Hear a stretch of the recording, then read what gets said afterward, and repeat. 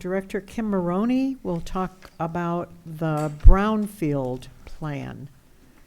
What is it? How does it work? Why is it a good idea for the city? Good evening, Mayor Pro Tem, City Council members. Brownfield Authority is a tool that we use to attract some economic development projects. As you can see, it's certainly helped our taxable value in our community over the last several years by attracting these types of developments. The Brownfield Authority is put into place to clean up contaminated properties or blighted buildings. This particular project is a contaminated site, so it's in the best interest of the community not only to assist with the cleanup so it doesn't continue to seep into the groundwater and spread, but also so that it attracts the development to be on the site. If it was a greenfield site, which is a property that does not have contamination, they're at a different playing field than a property that is a brownfield site because they have these additional costs that they need to incur in order to clean up the site and develop it. And it is huge cost. Huge costs, absolutely, yes. Yeah, so the brownfield plans were put into place in order to try and level the playing field for these contaminated sites and be able to attract development so they don't just sit vacant without ever getting cleaned up or developed. So this project specifically is one that we came to you a few weeks ago that we applied for an Eagle Brownfield grant. Originally, we thought that we would be able to get $750,000 from them, but with the hard work of the consultant Ann Jameson, working with Eagle, we've been able to raise that amount to $900,000 as a grant from the state. So the first part of the process would be for you to open the public hearing to receive comments. Okay. The public hearing is declared open. If you have anything to say about the brownfield plan, at the end of the meeting, any comments, will be allowed, but this is just for the brownfield. Hearing none, another quick open and close public hearing. We need to adopt a resolution approving the Parcels Building Ventures Limited Brownfield Plan. So moved. Thank you. Second.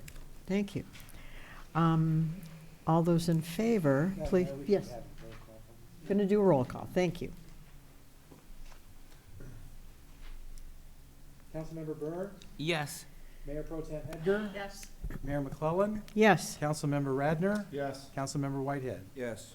motion carried. Thank you. Next, we need to approve the proposed Parcels Building Ventures Limited Brownfield Plan reimbursement agreement. So moved. Thank you. Second. Thank you. A roll call too on that one. Any discussion? Just one quick question. Yes. So the grant, so it's almost $1 million. How much is the cleanup estimated to cost?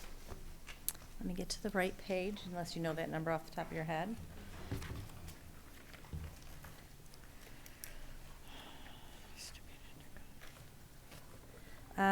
$891,182 is the total reimbursable cost through the TIF.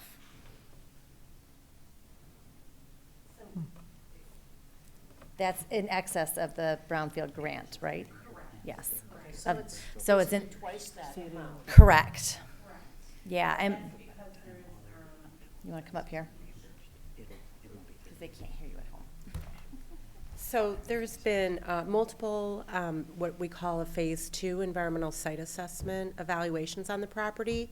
In fact, Eagle's requesting that we do a third one based on the extent of film material on the property. There were some areas that weren't delineated to the extent, but what was identified on the property is there were underground storage tanks that were located on the property, some of which were removed. We feel that there may be one remaining still there, present. The other type of contamination that was identified in the fill material, which is pretty much around the half of the property that has fill. We're not sure of where the origin of the fill came from. but essentially PCB contamination was identified in the soil. And so to manage that type of contamination, it costs more to dispose of it at a type of specialized landfill. So, City manager has a question. And thank you for being here. Thank you for all your hard work, and Yeah. Kim Maroney, you too. I have a question. The plan is a 30-year plan, but when do you think the eligible activities will be fully reimbursed? we anticipate, depending on the, the life of the plan is a 30-year plan. You're accurate. It is really projecting the worst-case scenario and doesn't take into consideration whether or not the property will change hands in that 30-year period, thus uncapping the actual taxable value when a new owner comes into play. Our estimates are based on very conservative estimates. We worked with the city assessing department to come up with basically the lowest estimate for the 2 new buildings that are being proposed and the renovation of the existing building.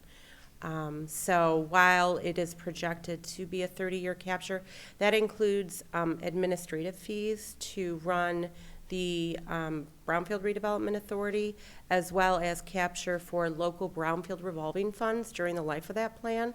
So rather than waiting till the end of the plan to capture local brownfield revolving funds, we're capturing some during the life of the plan once the environmental eligible activities are reimbursed. And that way you're getting into the Brownfield Redevelopment Authority some cleanup dollars to use on other properties within the city of Oak Park. So the most likely the reimbursement period will be less than 30 years, but we always go to be conservative, the max allowable under the statute. So in other words, once the eligible reimbursable activities are completed, even the plan will continue on, but whatever is put into that, we can capture into the revolving loan fund and use for other projects. That's accurate. Okay. That's accurate. And further, the eligible activities that are estimated in the plan are that. They're estimates. And so the developer doesn't just get back, the $800,000. He has to demonstrate, or she, as the case may be, has to demonstrate that they've actually incurred those costs. So part of our reporting requirements are that we have to submit all of the invoices that were incurred as part of that redevelopment that are eligible cost. Those are reviewed by economic development and finance here to make sure that those actual costs are eligible and then are certified for reimbursement. And that goes through your Brownfield Redevelopment Authority for approval. So it's many steps to the process that has the checks and balances.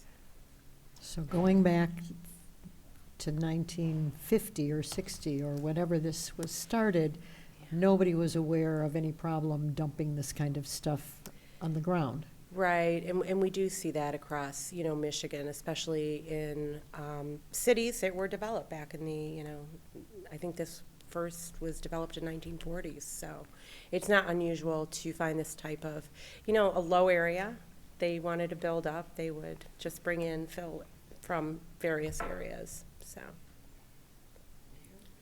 Yes, questions? For those in the audience who don't know, what is... Speak into your, turn this on. Can you detail the project for... Oh, sure. Yeah, so the project itself is located at 15101 West 11 Mile Road. It was known as the Corso well drilling operation. So it was basically a shop that worked on parts for well drilling throughout the southeast Michigan, really. And so a lot of the operations that were on there, there was a lot of oils that were used and so forth. Anyway, so that was the history. And then what's being proposed is a complete renovation of the existing building. So there's asbestos-containing material in that building that's going to be removed prior to renovation, selective demolition. And then the construction of 2 new proposed buildings that are slated for high-tech attraction. That's in the same area as Bollinger Motors. And so there's a lot of spin-off, newer, small, high-tech firms that are looking for space to basically have work opportunities to occupy. So And this will be a great addition to the city of Oak Park. yeah, so we're looking forward to that, yeah. Wonderful. Questions? Any further questions? We were thinking about, when we were talking about citing a dog park, a few people wanted that area because it's been vacant. Oh, yeah, Yeah. yeah. That might not be the best area for the dogs. Now we know.